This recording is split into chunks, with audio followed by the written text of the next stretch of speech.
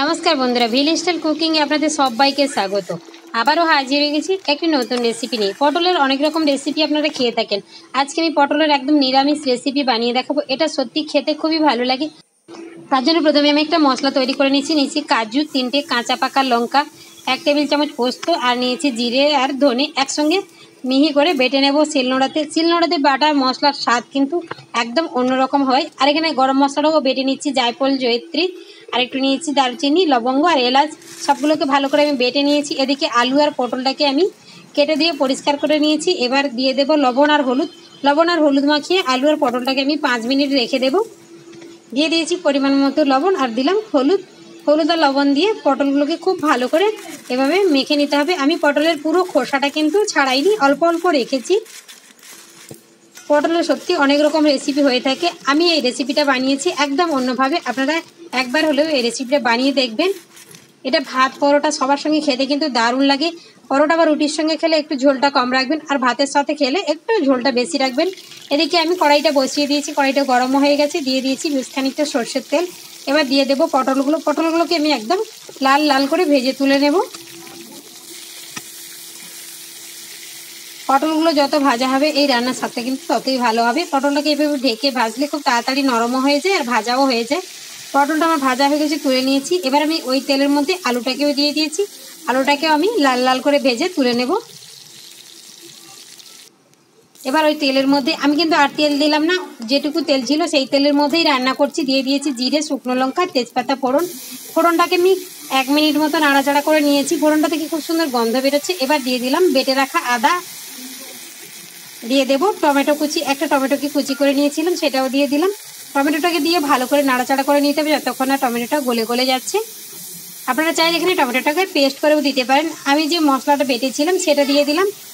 সেটাকে দিয়ে ভালো করে 2 থেকে 3 মিনিট কষে নেব। সেই বাটিটা ধুয়ে আমি একটু জলও দিয়ে দিলাম। মশলাটা আমার কষানো হয়ে গেছে কিছুটা। এবার দিয়ে দিচ্ছি হলুদ গুঁড়ো আর লঙ্কার গুঁড়ো। আমি এখানে এমনি নর্মাল লঙ্কার গুঁড়ো দিয়েছি, আপনারা চাইলে এখানে কাশ্মীরি লঙ্কার গুঁড়োও ব্যবহার করতে পারেন কালারের জন্য। সব কিছুকে দিয়ে আমি আরও 1 মিনিট মতো কষে নিয়েছি। এবার আমি অল্প অল্প জল দিয়ে, যেহেতু আমি তেলের পরিমাণটা এখানে কমই রেখেছি সেই জন্য মশলাটা বসে যাচ্ছে কড়াইতে, সেই জন্য অল্প অল্প তেল দিয়ে মশলাটাকে ভালো করে কষে নিতে হবে। আপনারা যদি তেলের পরিমাণটা বাড়িয়ে দেন তাহলে কিন্তু জল দিয়ে এইভাবে মশলাটাকে কষতে হবে না। মশলাটা থেকে আমার তেলটা ছেড়ে গেছে। এবার আমি ভেজে রাখা আলু আর পটলগুলোকে দিয়ে দেব। আলু আর পটলটাকে দিয়ে আবারও আমি 2 থেকে 3 মিনিট এই মশলার সঙ্গে ভালো করে কষে নেব। আমার এইরকম নতুন নতুন রেসিপিগুলো যদি আপনাদের ভালো লাগে তাহলে প্লিজ একটা লাইক করবেন আর কমেন্ট করবেন।